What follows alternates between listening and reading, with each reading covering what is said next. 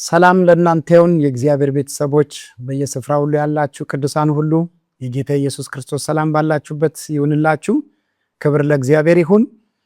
ዛሬም ደግሞ በዚህ አይነት መልክ የእግዚአብሔርን ቃል አብረን እንድንካፈል እንድንማማር እግዚአብሔር ይህንን እድል ሰጥቶናልና እግዚአብሔርን እጅግ አድርገን እናመሰግናለን።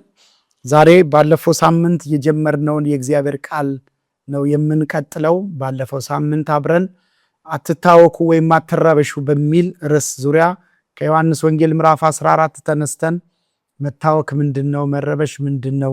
ሰው ምን ሲገጥመው ይታወካል፣ ይረበሻል የሚለውን ትርጉሙንም የእውከት መነሻ የሆነውንም እነዚህን ለማየት ሞክረን ከዛም በኋላ ደግሞ ታዲያ ማርከሻውስ ምንድነው? መድኃኒቱስ ደግሞ መፍትሄው ምንድነው የሚለውን ጀምረን ነበርና አንደኛውን ክፍል አይተን ነበር። ዛሬ ደግሞ የተቀሩትን አብረን እንማራለን። አስቀድመን ባለንበት ስፍራ ጌታ እንዲያስተምረን ለቃሉ የተከፈተ ልብ እንዲሆንልን አብረን እንጸልይ። እግዚአብሔር አባታችንና አምላካችን ሆይ በጌታችን በኢየሱስ ክርስቶስ ስም እጅግ አድርገን እናመሰግናለን። ቃልን እንድንሰማ፣ ቃልን እንድንማማር፣ ከቃል ማዕድ ቆርሰን ለሕይወታችን የሚሆነውን ነገር እንድንወስድ እንዲህ አይነት እድልን ስላመቻቸልን እናመሰግናለን። እኔም የምናገረውን መናገር ብቻ እንዳይሆንብኝ የምማር የምካፈል እንደሆን ጸጋ በላይ ላይ እንዲበዛ ሰሚዎችም ደግሞ የሚሰሙበትን ልብ እንድትሰጣቸው ልባቸውን አይምሯቸውን አንተ እንድትቆጣጠር ለበረከት እንዲሆንላቸው በጌታ በኢየሱስ ክርስቶስ ስም ጸልያለሁ። የሚሰሙት ቃል ጌታ ሆይ ከሕይወታቸው ጋር ተዋህዶ እንዲጠቅማቸው ለበረከት እንዲሆንላቸው ለክፉ ቀን ስንቅ እንዲሆንላቸው በጌታ በኢየሱስ ስም ጸልያለሁ። ጊዜያችንን ሁሉ ለአንተ አሳልፈን ሰጠን። በጌታችን በመድኃኒታችን በኢየሱስ ክርስቶስ ስም ጸለይን፣ አሜን። ባለፈው እንዳደረግነው የዮሐንስ ወንጌል ምዕራፍ 14 ከቁጥር 1 እስከ 4 ያለውን ደግመን እናነባለን። በአዲሱ መደበኛ ትርጉም ነው የምናነበው። ልባችሁ አይጨነቅ፣ በእግዚአብሔር መኑ፣ በእኔም ደግሞ መኑ። በአባቴ ቤት ብዙ መኖሪያ አለ። ይህ ባይሆን ኖሮ እነግራችሁ ነበር። የሚሄደውም ስፍራ ላዘጋጅላችሁ ነው። ሄጄም ስፍራ ካዘጋጀውላችሁ በኋላ እኔ ባለሁበት እናንተም ከኔ ጋር እንድትሆኑ ልወስዳችሁ ዳግመኛ እመጣለሁ። እኔ ባለሁበትም ስፍራ የሚያደርሰውን መንገድ ታውቃላችሁ ይላል። ከዚህ ተነስተን ነበረ ልባችሁ አይጨነቅ ወይንም ልባችሁ በቀደመው ትርጉም አይታወክ የሚለውን ቃል እየተካፈልን የነበረው የሰው ልጅ ሕይወት በዚህ ምድር ላይ በወደቀ ዓለም ላይ እየታደሰ በሚሄድ አይምሮ በወደቀ አካል ስጋ ውስጥ ስለሚኖር ሰይጣን ባለበት ምድር ላይ እንደዚሁም ደግሞ የማያምኑ ሰዎች ባሉበት ዓለም ላይ ስለምንኖር ከዚህ ከሁከት፣ ከጭንቀት፣ ከመረበሽ ነፃ ሆነን አንኖርም። ምናልባት አንዴ ከገጠመን ነገር በጌታ ጸጋና በጌታ እርዳታ በጌታ ምሪት ነፃ ስንሆን ሌላ ደግሞ ነገር ይገጥመንና ሁከትና ጭንቀት እንደዚሁ ሁልጊዜ ደጃችንን ያንኳኳል። ሕይወታችን ከዚህ የተነጠለና ከዚህ የተለየ አይደለም። ዋናው ግን የሚያስፈልገን በዚህ ውስጥ በምናልፍበት ጊዜ እግዚአብሔር ምን ይላል፣ ቃሉ ምን ይላል የሚለውን ነገር ለሕይወታችን ስንቅ አድርገን መያዛችን ዋናው የሚያስፈልገን። ባለፈው ሳምንት መጨነቅ ምንድን ነው ብለናል? መታወክ ነው ብለናል። መደናገር ነው ብለናል። መረበሽ ነው፣ መፍራት፣ መደንገጥ ነው ብለን ትርጉም ሰጥተን ነበረ። እነዚህን አጠቃላይ ይይዛል።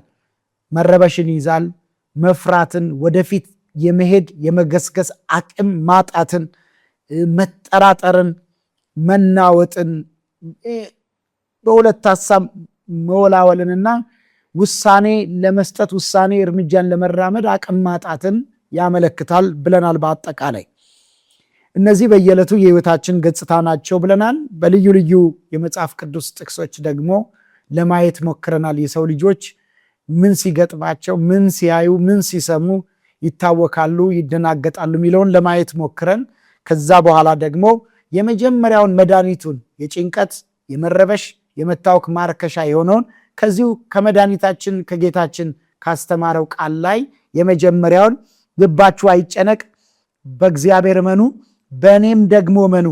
ልባችሁ አይጨነቅ፣ በእግዚአብሔር መኑ፣ በእኔም ደግሞ መኑ ብሎ ጌታ የመጀመሪያውን መድኃኒት የመጀመሪያውን ማርከሻ እንደሰጠ ክፍል 1 ብለን አይተን ነበር። እሱም በእምነት መመላለስ፣ የእምነት ህይወት በሚል አይተን ነበር። ዛሬ ደግሞ ሁለተኛውን ከዚሁ ከጌታችን ከኢየሱስ ክርስቶስ ካስተማረው ክፍል ላይ ከዛው ክፍል ላይ ደግሞ እንመለከታለን። የዮሐንስ ወንጌል ምዕራፍ 14 ይህንን ከተናገረ በኋላ ቁጥር 2 ላይ እንዲህ ይላል፣ በአባቴ ቤት ብዙ መኖሪያ አለ፣ ይህ ባይሆን ኖሮ እነግራችሁ ነበር። የሚሄደውም ስፍራ ላዘጋጅላችሁ ነው። ሄጄም ስፍራ ካዘጋጀውላችሁ በኋላ እኔ ባለሁበት እናንተም ከኔ ጋር እንድትሆኑ ልወስዳችሁ ዳግመኛ እመጣለሁ ብሎ አንድ ሐሳብን ያስቀምጥልናል። በአባቴ ቤት ብዙ መኖሪያ አለ። ብዙ ጊዜ እኔ ይህንን ሳነበው በአባቴ ቤት ብዙ ብዙ የሚለው የሚቆም ቃል አይደለም፣ እንደው በጽሁፍ ደረጃ ስለሆነ እንጂ። ለዚህ ኢየሱስ ምን አለ?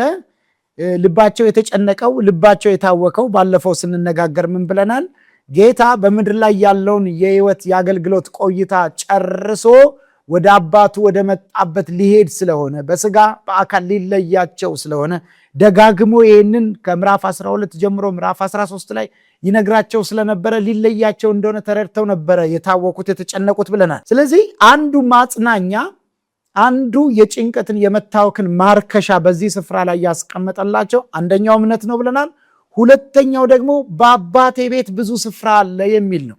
ምን ማለት ነው? ይሄ ደግሞ ፍጻሜያችን እዚህ ምድር ላይ አይደለም። ስለ ነገረ ፍጻሜ ነው እየነገራቸው ያለው።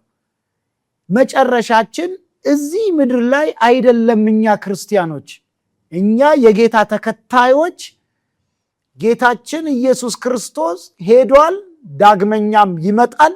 መጥቶም ደግሞ ለዘላለም ከእርሱ ጋር እንድንኖር ይወስደናል። በዚህ አስተሳሰብ መመላለስ፣ በዚህ አስተሳሰብ መኖር አለብን። ይሄ ነው ሁለተኛው የጭንቀት ማርከሻው፣ የውከት ማርከሻው። ምን? ህይወቴ በዚህ ምድር ላይ አያከትምም። የዚህ ምድር ደስታውም፣ የዚህ ምድር ሐዘኑም፣ የዚህ ምድር ከፍታውም፣ ዝቅታውም፣ ረሃቡም፣ መጥገቡም፣ ማጣቱም፣ ማግኘቱም የሚያቆምበት ጊዜ አለ። የክርስትና ህይወት በምድር ላይ ይጀመር እንጂ በምድር ላይ አይደለም የሚጠናቀቀው። ጌታችን መድኃኒታችን ኢየሱስ ክርስቶስም መጥቶ ሰው ሆኖ በመስቀል ላይ ስለኔና ስለናንተ ተዋርዶ የሞተው ለምድራዊ ህይወት ብቻ አይደለም። ህይወትን በዚህ ምድር ላይ ብቻ አጣጥመን፣ ህይወትን በዚህ ምድር ላይ ብቻ ተርጉመን እንድንኖር አይደለም። ስነ ፍጻሜያዊ አስተሳሰብን ይዘን ልንኖር ይገባል። ክርስቲያን አማኞች ስነ ፍጻሜያዊ አስተሳሰብን ይዘን ሁልጊዜ መመላለስ አለብን። ጌታ ኢየሱስ ክርስቶስ ይመጣል እያልን መኖር አለብን። ወይም እኔ ወደ ጌታ እሄዳለሁ እያልን መኖር አለብን። የነገሮች መጨረሻ፣ የነገሮች ፍጻሜ እየተቃረበ ነው። እንደውም ወገኖቼ እኛ አሁን ያለንበት ዘመን የመጽሐፍ ቅዱስ አስተማሪዎች ብዙ ጊዜ እንደሚናገሩት፣ ብዙ የእግዚአብሔር ሰዎች ሰባኪዎችም እንደሚናገሩት እኛ የመጨረሻው ዘመን ላይ አይደለም ያለ ነው። የመጨረሻው መጨረሻ ላይ ያለ ነው።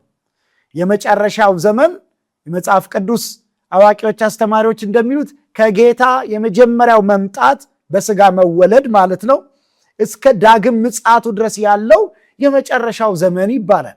ሐዋርያቱም የነበሩበት የመጨረሻው ዘመን ነው። ያገለገሉበት የመጨረሻው ዘመን ነው። ይህ መጽሐፍ ቅዱስ አዲስ ኪዳን ሲጻፍ እነሱ ጌታ በደጅ ሆኖ እንዳለ ተሰምቷቸው፣ የጌታ መምጫ ቅርብ እንደሆነ ተሰምቷቸው ነው የጻፉልን። እኛ ደግሞ አሁን ከ2000 ዓመት በኋላ ያለነው ደግሞ የመጨረሻው ዘመን ላይ ብቻ ሳይሆን የመጨረሻው መጨረሻ ላይ ያለ ነው። ስለዚህ የጌታ መምጫ በደጅ ነው። ጌታ እመጣለሁ እንዳለ ይመጣል። ጌታ አይዋሽም። የጌታ መምጣት እርግጥ ነው።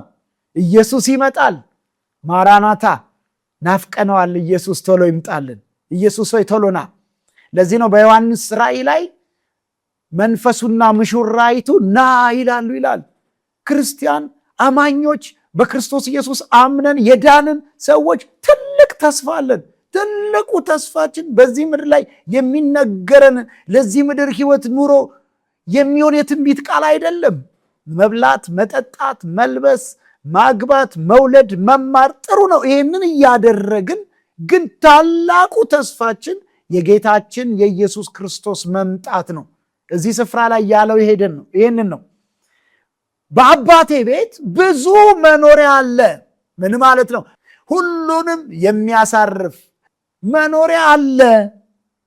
ይህ ባይሆን ኖሮ ነግራችሁ ነበረ። እሄዳለሁ፣ ስፍራም አዘጋጅላችኋለሁ። ስፍራ ካዘጋጀውላችሁ በኋላ ሁለተኛ ዳግመኛ ወደ እናንተ ወደ ምድር እመጣለሁ፣ መጥቼም ወስዳችኋለሁ ይላል። ይህ ነው ታላቁ ተስፋችን። እዚህ ውስጥ ነው ያለው ደስታችን። እዚህ ውስጥ ነው ያለው ሰላማችን። እኛ በዚህ ዓለም እንዳሉ ሰዎች አይደለንም። ሕይወታችንን በዚህ ምድር ላይ ብቻ ተርጉመን ሕይወታችንን ከዚህ ምድር ጋር ብቻ አስተሳስረንና አያይዘን የምንኖር አይደለንም። በየዕለት ዕለት ምልልሳችን የጌታን ምጽአት የጌታን ዳግመኛ መምጣት እየናፈቅን የምንኖር ሰዎች ነን። የእግዚአብሔር የአምላካችን ስም የተመሰገነ ይሁን። ልባችሁ አይታወክ፣ ልባችሁ አይጨነቅ፣ ልባችሁ አይረበሽ። ምንም በገጠማችሁ ነገር ላይ ልባችሁ አይታወክ። የዓለም መጨረሻ እሱ አይደለም። የነገሮች ፍጻሜ እሱ አይደለም። ሕይወታችን በክርስቶስ ኢየሱስ ይጠቀለላል። ወደ ጌታ እንሄዳለን። አሁን ብንሞት ወይንም አሁን ቢመጣ ጌታ ከጌታ ጋር እንደምንኖር ነፍሳችንን ሁል ጊዜ ከእግዚአብሔር ቃል ልንቀልባት ይገባል። የእግዚአብሔርን ቃል ስናነብ ስናጠና አንዱም ስለ ስነ ፍጻሜ ማጥናት፣ ማንበብ፣ መመገብ አለብን። የዚህ ምድር ሕይወት ብቻ አይደለም ማወቅ ያለብን። ይሆንልሃል፣ ይሳካልሃል፣ ትሻገራለህ፣ በዋቃው ይሞላል። እሱ ብቻ አይደለም። ጌታ ኢየሱስ ክርስቶስ ለዛ ብቻ አይደለም። ኢየሱስ ያጽናናቸው ታውከውና ተጨንቀው ተረብሸው የነበሩትን ደቀ መዛሙርቱን ያጽናናቸው፣ ልባቸውን የደገፈው በነገረ ፍጻሜ እሳቤ ነው። አስተምሯቸው ነው። እሄዳለሁ፣ ወደ አባቴ ወደ አባታችሁ እሄዳለሁ፣ ስፍራ አዘጋጅላችኋለሁ፣ በአባቴ ቤት ብዙ መኖሪያ አለ፣ ሁለተኛ ዳግመኛ እመጣለሁ፣ ወስዳችኋለሁ። ወገኖች፣ ይሄ ነው ትልቁ ደስታችን። ይህንን ነው የምንናፍቀው። ይሄ ነው ታላቁ የክርስቲያን ደስታ፣ ታላቁ ተስፋ፣ የጌታችን የመድኃኒታችንን የኢየሱስ ክርስቶስ ዳግመኛ መምጣት ልባችን በናፍቆት ይጠብቃል። ከዚህ የሚበልጥ ደስታ፣ ከዚህ የሚበልጥ ነገር ምን አለ ወገኖቼ? ኢየሱስ ይመጣል። ኢየሱስ ይመጣል። በተድላውም ተጠምዳችሁ አትያዙ። በየትኛውም ስኬት ተጠምዳችሁ አትያዙ። ወደ ጌታ ከመቅረብ፣ ወደ ቅዱሳን ኅብረት ከመቅረብ፣ ወደ እግዚአብሔር ቤት ከመምጣት፣ ወደ ጸሎት ከመቅረብ፣ ወደ ቃሉ ከመቅረብ ከፍታው አንቆ የያዛችሁ ይጠፋል። የዚህ ምድር ነገር ደስታው ለጥቂት ጊዜ ነው። ኢየሱስ ይመጣል። ኢየሱስ ይመጣል። ማራናታ፣ ኢየሱስ ሆይ ቶሎና፣ ናፍቀናል፣ ቶሎና። የእግዚአብሔር አምላካችን ስም የተመሰገነ ይሁን። በቲቶ ምዕራፍ 2 ቁጥር 11 ላይ ይሄንኑ የእግዚአብሔር ቃል እስኪ እንመልከት። ወደ ቲቶ ሰዎች ምዕራፍ 2 ቁጥር 11 ላይ የጌታ ቃል ሲናገር እንዲህ ይላል። እግዚአብሔር አምላካችን ስም የተመሰገነ ይሁን። ኢየሱስ ይመጣል፣ ኢየሱስ ይመጣል፣ ኢየሱስ ይመጣል። ስሙ የተባረከ ይሁን። ሐዋርያው ቅዱስ ጳውሎስ አገልጋይ ለሆነው ለቲቶ በጻፈለት የምጋቤ መልእክቱ ላይ በምዕራፍ 2 ቁጥር 11 ጀምሮ እንዲህ ይላል። ድነት የሚገኝበት የእግዚአብሔር ጸጋ ለሰዎች ሁሉ ተገልጧል። የሰዎች ሁሉ ተገልጧል። ይህም ጸጋ በኃጢአት መኖርንና ዓለማዊ ምኞትን ክደን በአሁኑ ዘመን ራሳችንን በመግዛትና በጽድቅ በእውነተኛ መንፈሳዊ ሕይወት እንድንኖር ያስተምረናል። የዳንበት ጸጋ በዚህ ምድር ላይ ደግሞ እግዚአብሔርን በመምሰል ራስን በመግዛት በጽድቅ በቅድስና እንድንኖር ያስተምረናል። አቅም ጉልበትን ይሰጠናል። ዓለምን እንድንጸየፍ ያደርገናል ነው የሚለው። ይህም የተባረከ ተስፋችን የሆነውን የታላቁን የአምላካችንን የአዳኛችንን የኢየሱስ ክርስቶስን ክብር መገለጥ በመጠበቅ ነው ይለናል። ጸጋው አንዱ የሚያደርገው ነገር ከኃጢአተኝነት ማዳን፣ ከዳንም በኋላ ደግሞ እግዚአብሔርን በመምሰል በጽድቅ በቅድስና እንድንኖር ማስቻል። ይህም ብቻ ሳይሆን ደግሞ የተባረከው ተስፋችን ይላል። ታላቁ ተስፋችን ምንድን ነው? የጌታ የኢየሱስ ክርስቶስ መምጣት። የታመማችሁ ዋናው መጽናኛችሁ መፈወሳችሁ ብቻ አይደለም። ኢየሱስ ይመጣል። ይሄ የሚበሰብስ አካል የማይበሰብስን አካል ይለብሳል። ይሄ የሚደክም የማይደክም አካልን ይለብሳል። ይከብራል፣ ወደ ክብር ይቀየራል። ትልቁ ተስፋችን ይሄ ነው። ደስታችን እዚህ ነው።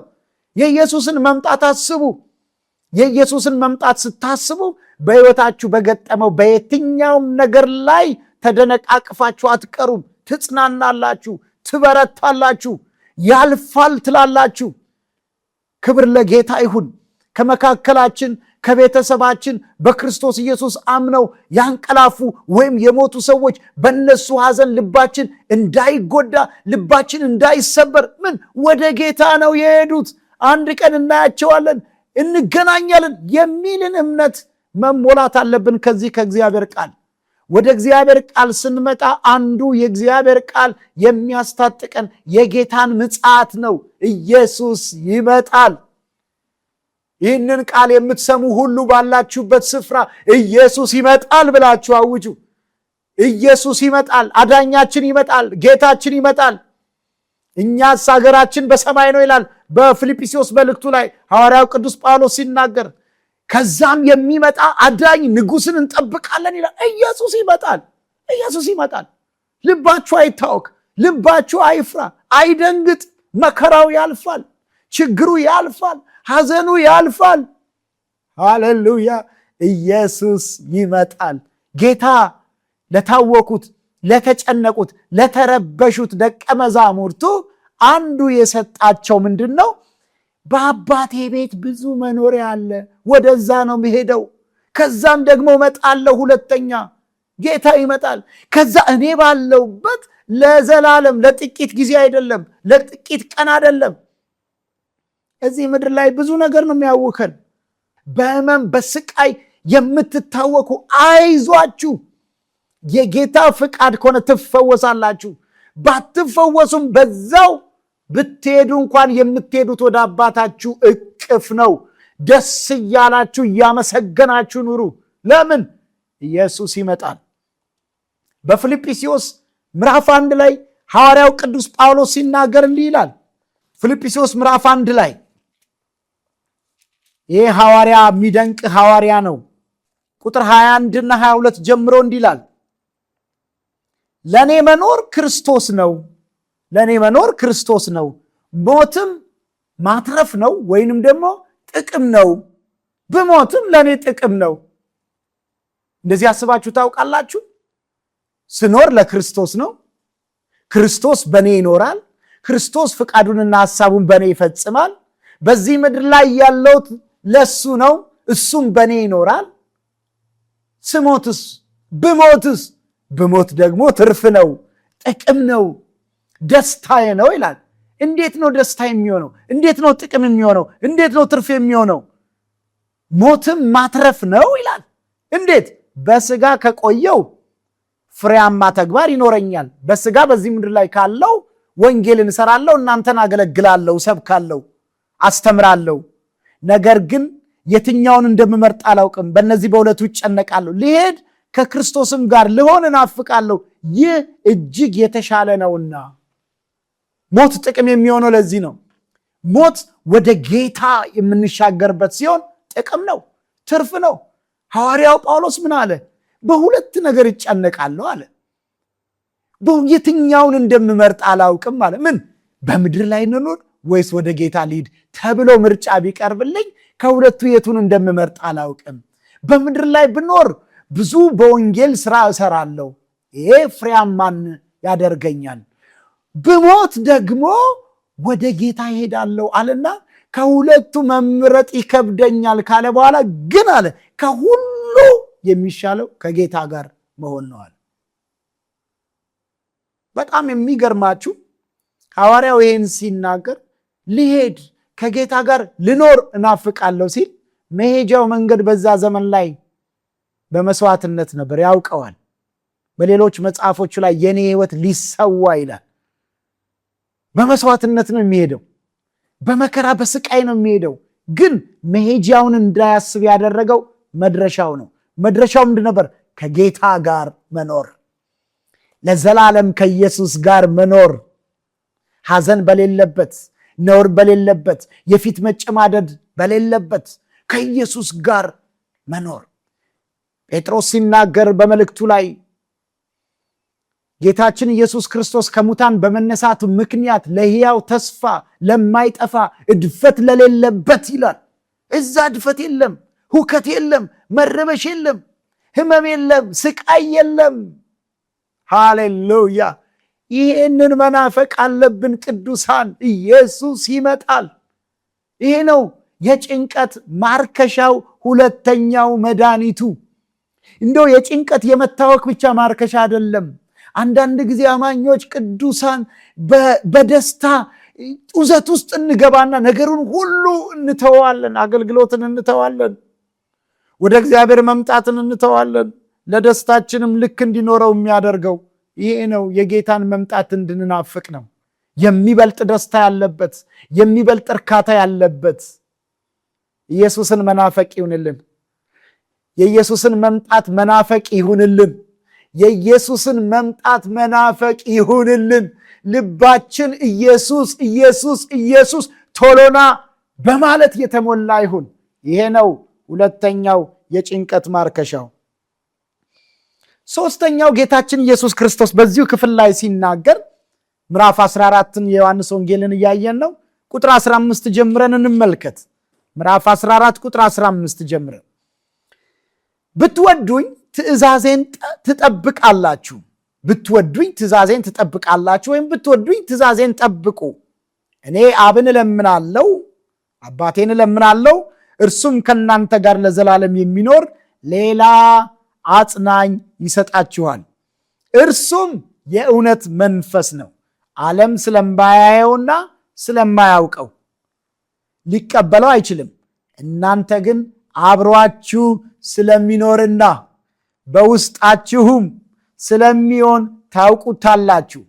ወላጅ እንደሌላቸው ልጆች አልተዋችሁም፣ ወደ እናንተ እመጣለሁ። ክብር ሁሉ ለኢየሱስ ይሁን። ብትወዱኝ ትእዛዜን ጠብቁ። ብትወዱኝ ትእዛዜን ትጠብቃላችሁ። እኔም አብን እለምናለሁ፣ እርሱም ከእናንተ ጋር ለዘላለም የሚኖር ሌላ አጽናኝ። ምን ይላሉ የመጽሐፍ ቅዱስ አስተማሪዎች? ሌላ እንደኔ አይነት ያለ፣ እንደኔ አብሯችሁ የሚሆን ሌላ እንደኔ ያለ አጽናኝ ይለዋል፣ ይሰጣችኋል። እንደገናም እርሱም ማነው ያለ? የእውነት መንፈስ ነው። ጌታችን ኢየሱስ ክርስቶስ በዚህ ምድር ላይ ስንኖር ከጭንቀት፣ ከመረበሽ፣ ከመታወክ፣ ከግራ መጋባት፣ ከመጠራጠር፣ ከመፍራት፣ ከመደንገጥ፣ ሩጫችንን ከሚያስተጓጉል ወደኋላ እንድናፈገፍግ ከሚያደርገን ነገር የምንጠበቅበት የሰጠን ትምህርት ውስጥ ምንድነው የምናገኘው? መንፈስ ቅዱስን ነው የምናገኘው። መንፈስ ቅዱስ በመንፈስ ቅዱስ ስንመራ፣ የመንፈስ ቅዱስን ድምፅ ስንሰማ ሁከት በሌለው ህይወት ውስጥ እንኖራለን። ግራ መጋባት፣ ጥርጣሬ ቢመጣ እንኳን ከመንፈስ ቅዱስ ጋር ህብረት ስናረግ፣ የመንፈስ ቅዱስን ምሪት ስንቀበል፣ የመንፈስ ቅዱስን ድምፅ ስንሰማ ውስጣችን እርፍ ይላል፣ ውስጣችን ይረጋጋል። ምን አለ ጌታ? እርሱም የእውነት መንፈስ ነው። መንፈስ ቅዱስ የእውነት መንፈስ ነው። ይሄ ምድር በሐሰት ተሞልቷል። መረጃው ሐሰት ነው፣ የሚታየው ውሸት ነው። የውሸት አባት ሶሻል ሚዲያውን ይዞታል፣ ዜናውን ይዞታል፣ ዓለምን በሙሉ በውሸት ሞልቶታል። እውነተኛ የሆነውን ነገር የምናገኘው ከመንፈስ ቅዱስ ነው፣ በመንፈስ ቅዱስ ነው። ክብር ሁሉ ለኢየሱስ ይሁን። የእውነት መንፈስ ነው። ዓለም ስለማያየውና ስለማያውቀው ሊቀበለው አይችልም። እናንተ ግን አብሯችሁ ስለሚኖርና በውስጣችሁም ስለሚሆን ታውቁታላችሁ። ማንን? መንፈስ ቅዱስ። መንፈስ ቅዱስ የት ነው ያለው? በአማኞች ውስጥ አለ። መንፈስ ቅዱስ ልሳን አይደለም። መንፈስ ቅዱስ እርግብ አይደለም። መንፈስ ቅዱስ እሳትም አይደለም። መንፈስ ቅዱስ ከሥላሴ አንዱ የሆነው አካል ነው። የት ይኖራል? በአማኞች ውስጥ ይኖራል። በእኔና በእናንተ ውስጥ ይኖራል። ከእኛ ጋር ህብረት ማድረግ ይፈልጋል። በሌላ ስፍራ ላይ በቆሮንቶስ ላይ ሐዋርያው ቅዱስ ጳውሎስ ሲናገር የእግዚአብሔር የአባታችን ፍቅር የጌታችን የኢየሱስ ክርስቶስ ጸጋ የመንፈስ ቅዱስም ህብረት ይብዛላችሁ ይላል። አብሮነት ይብዛላችሁ ይላል። በጸለይን ቁጥር ወደሱ በቀረብን ቁጥር ህብረት ይበዛልናል። መንፈስ ቅዱስ በውስጣችን አለ። አጽናኝ በውስጣችን አለ። የሚመክረን በውስጣችን አለ። የሚያስተምረን በውስጣችን አለ። መንፈስ ቅዱስ ለአገልግሎት ብቻ ሳይሆን የተሰጠን ለህይወት ነው የተሰጠን። ኢየሱስን እንድንመስል የሚሰራን መንፈስ ቅዱስ ነው። የሚመክረን መንፈስ ቅዱስ ነው። የእውነት መንፈስ በውስጣችሁ ስለሚሆናል። ወገኖቼ በእናንተ ውስጥ መንፈስ ቅዱስ አለ። በእናንተ ውስጥ ርኩስ መንፈስ አይደለም ያለው። በጌታ በኢየሱስ ክርስቶስ አምናችኋል። ኢየሱስ ክርስቶስን የህይወታችሁ አዳኝና ጌታ አድርጋችሁ ተቀብላችኋል። እንግዲያውስ እግዚአብሔር በመንፈስ ቅዱስ ማህተብ አትሟችኋል።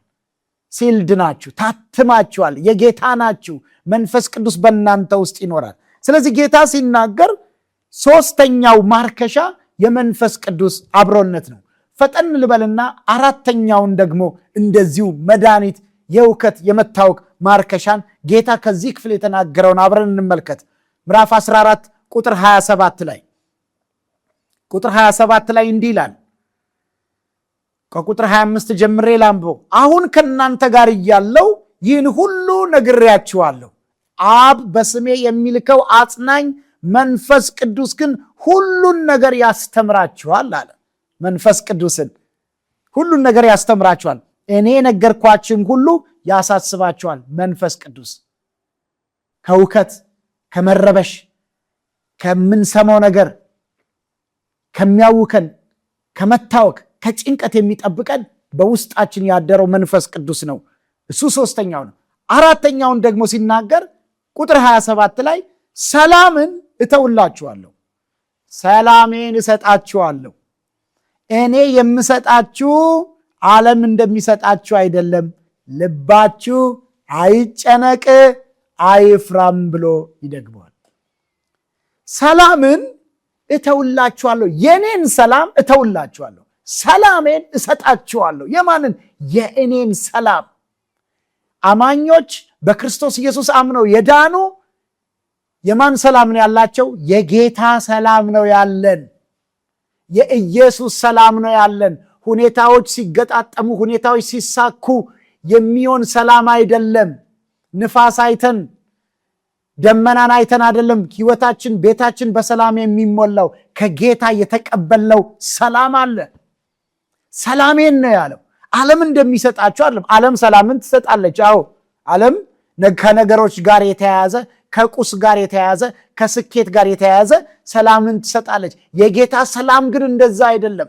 ታስታውሱ ከሆነ ታንኳ እየተናወጠች ውሃ እየገባባት ደቀ መዛሙርቱ ሲታወቁ ሲጨነቁ፣ ጌታ ግን የታንኳ ውስጠኛ ክፍል ተኝቶ ነበረ። አልተጨነቀም፣ አልታወከም። የጌታ ሰላም ይሄ ነው። ስለዚህ የጌታ ሰላም ከሁከትና ከጭንቀት ከመታወክ የሚጠብቀን እሱ ነው። ሰላም፣ የጌታ ሰላም። መጽሐፍ ቅዱሳችን በፊልጵስዩስ ምዕራፍ 4 ቁጥር 7 ላይ አእምሮን ሁሉ የሚያልፍ ይለዋል። ይህንን የጌታ ሰላም አእምሮን ሁሉ የሚያልፍ የእግዚአብሔር ሰላም ይለዋል። ከአእምሮ በላይ የሆነ አእምሮአችንን ሁለንተናችሁን የሚጠብቅ ይለዋል። ወገኖች አንብቡት። በፊልጵስዩስ መልእክት ምዕራፍ 4 ቁጥር 7 ላይ ነው። የሰላምም አምላክ ከእናንተ ጋር ይሁን ይላል። ቁጥር 9 ላይ የሰላም አምላክ እግዚአብሔር ራሱ የሰላም አምላክ ነው።